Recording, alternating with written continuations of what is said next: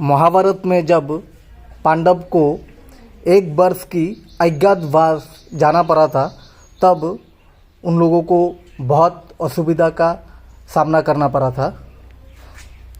उस अज्ञातवास के दौरान यक्ष युधिष्ठिर संवाद, ये कहानी मैं अब रीडिंग पढ़ूँगा और इसके क्वेश्चन आंसर को डिस्कस करूँगा। यक्ष युधिष्ठिर संवाद कहानी।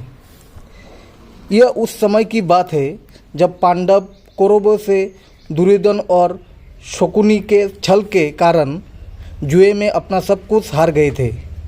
इस कारण पांडवों को 12 वर्ष का वनवास व 1 वर्ष का अज्ञातवास मिला।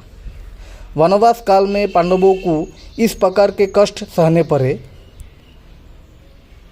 एक दिन वन में भ्रमण करते करते वे बहुत दूर निकल गए। दोपहर हो चुकी थी, सब थक चुके थे और प्यास से बहुत व्याकुल भी थे। वे एक पेड़ की छाया में बैठ गए। अग्रज युधिष्ठिर ने अपने सबसे छोटे भाई सहदेव से कहा, प्रिय अनुज, किसी प्रकार से जल की खोज करो। सहदेव भाई की आज्ञा का पालन करते हुए जल की खोज में निकल पड़ा। चलते चलते सहदेव को एक सुंदर तालाब दिखाई दिया, लेकिन तालाब के पास जाकर जैसे ही उसने पानी में हाथ डाला, एक आवाज़ सुनाई दी, ठहर जाओ, यह तालाब मेरा है, पहले मेरे प्रश्नों का उत्तर दो, उसके बाद पानी पीना। यदि तुमने मेरे प्रश्नों के उत्तर दिए बिना पानी पिया तो तुम्हारी मृत्यु हो जाएगी। सहदेव बहुत प्यासा था। उसने आवाज़ की चिंता किए बिना पानी पीना आरंभ कर दिया। पर यह क्या, पानी पीते ही वह अचेत होकर गिर गया।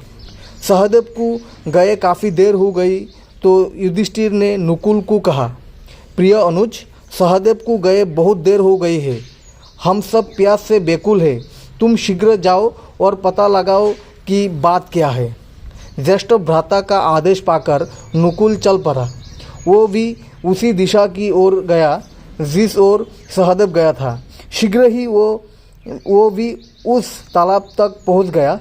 वहाँ उसने अपने अनुज को मूर्छित दशा में देखकर सोचा कि प्यास के कारण ऐसा हुआ होगा।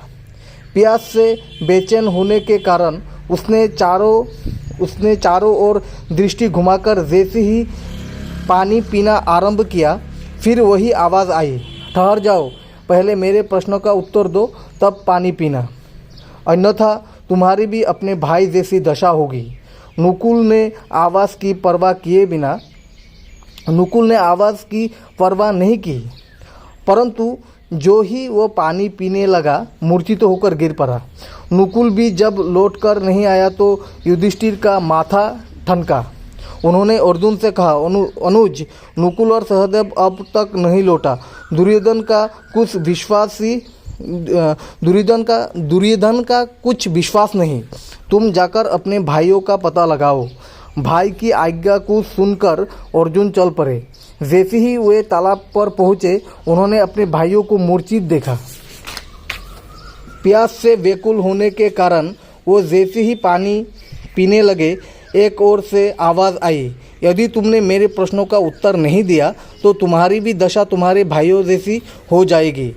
अर्जुन अदृश्य आवाज़ सुनकर क्रोधित हो उठे। उन्होंने आवाज़ की दिशा में कोई तीर छोड़े, किंतु बाणों का प्रभाव पड़ने के स्थान पर उस दिशा से जोर जोर से हंसने की ध्वनि गूंज उठी। अर्जुन उन आवाज़ों को अनसुना कर जैसे ही पानी पीने के लिए तालाब की ओर झुका, उसकी भी दशा अपने भाइयों जैसी हो गई। अब युधिष्ठिर की चिंता और बढ़ गई। उन्होंने भीम को भेजा, वो भी उसी तालाब की ओर चल दिए। उन्होंने भी आवाज़ की ओर ध्यान नहीं दिया। पानी पीने का प्रयत्न करते ही वे भी अचेत हो गए और गिर पड़े। जब भीम वापस नहीं आए तो धर्मराज युधिष्ठिर की चिंता और भी बढ़ गई और वे बिना देरी किए अपने भाइयों की खोज में निकल पड़े। धर्मराज युधिष्ठिर भी अपने भाइयों को खोजते खोजते उसी तालाब की ओर पहुँचे। सब भाइयों को मूर्छित देखकर वे चकित हो गए। भाइयों की शरीर पर कोई घाव नहीं था, इसलिए वे सोचने लगे कि दुर्योधन ने इस तालाब में विष तो नहीं मिला दिया है। वे चारों ओर देखने लगे, पर उन्हें वहाँ कुछ भी दिखाई नहीं दिया। प्यास से व्याकुल होने के कारण वे तालाब में उतर गए। शीघ्र ही वहाँ ध्वनि गूंज उठी, सावधान, यह मेरा तालाब है। मेरे प्रश्नों का उत्तर देने के बाद पानी पीना, अन्यथा तुम्हारी भी दशा तुम्हारे भाइयों जैसा होगी। युधिष्ठिर सब कुछ समझ गए। उन्होंने ध्वनि की ओर मुँह करके कहा, आप प्रश्न कीजिए, मैं उत्तर देने के लिए तैयार हूँ। यक्ष ने प्रकट होकर अपने प्रश्न पूछे। कुछ प्रश्नों आगे दिए हैं। तो प्रश्न ये रहा, यक्ष, पवन से भी तेज गति किसका है? युधिष्ठिर ने कहा, मन। यक्ष ने पूछा, आकाश से ऊषा कौन है? युधिष्ठिर ने बोला, पिता। यक्ष, भूमि से बड़ी कौन है? युधिष्ठिर ने बोला, माता। यक्ष ने फिर सवाल बोला, मरने वाले का मित्र कौन है? युधिष्ठिर, धर्म। यक्ष ने सवाल पूछा, अंत तक मनुष्य का साथ कौन देता है? युधिष्ठिर, धैर्य। यक्ष, मनुष्य का सर्वोत्तम धन क्या है? युधिष्ठिर ने उत्तर दिया, स्वास्थ्य। यक्ष ने फिर सवाल बोला, ऐसी कौन सी चीज़ है जिसे त्याग कर मनुष्य सबका प्रिय हो जाता है? युधिष्ठिर ने बोला, अहंकार। यक्ष, संसार के किसी भी कोने में कौन साथ देता है? उत्तर युधिष्ठिर ने दिया, विद्या। अपने सभी प्रश्नों के उत्तर पाकर यक्ष बहुत खुश हो गए और उन्होंने कहा, मैं तुम्हारा पिता धर्मराज हूँ। मैं यक्ष का रूप धारण करके तुम्हारी परीक्षा लेने आया था। तुम्हारे उत्तरों को सुनकर मैं बहुत खुश हुआ। अंततः बताओ कि तुम्हारे कौन से भाई को जीवित कर दूँ? नकुल को, युधिष्ठिर ने बोला। बाद में यक्ष ने पूछा, क्यों?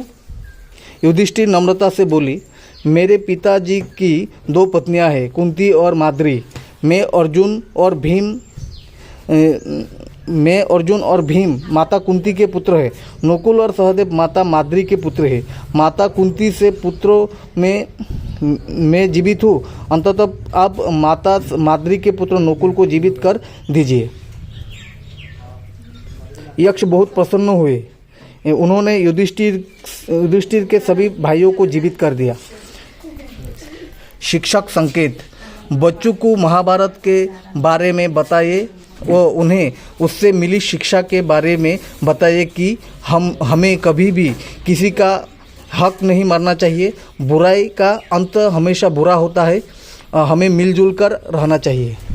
शब्दार्थ, अज्ञातवास, छुपा हुआ स्थान, विष, जहर, व्याकुल, बेचैन, अचेत, मूर्छित, अन्यथा नहीं तो, अग्रज, बड़ा भाई, अनुज, छोटा भाई, अदृश्य, सुनकर भी नहीं सुनना, माथा उठाना, संदेह हुआ, धैर्य, धीरज। सोच समझकर उत्तर लिखिए। पांडवों को हार जाने पर क्या सज़ा मिला? 12 साल का वनवास और 1 साल का अज्ञातवास मिला।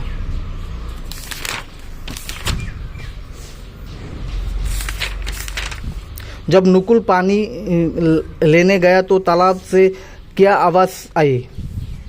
ठहर जाओ, नहीं तो तुम्हारा हालत क्या होगा?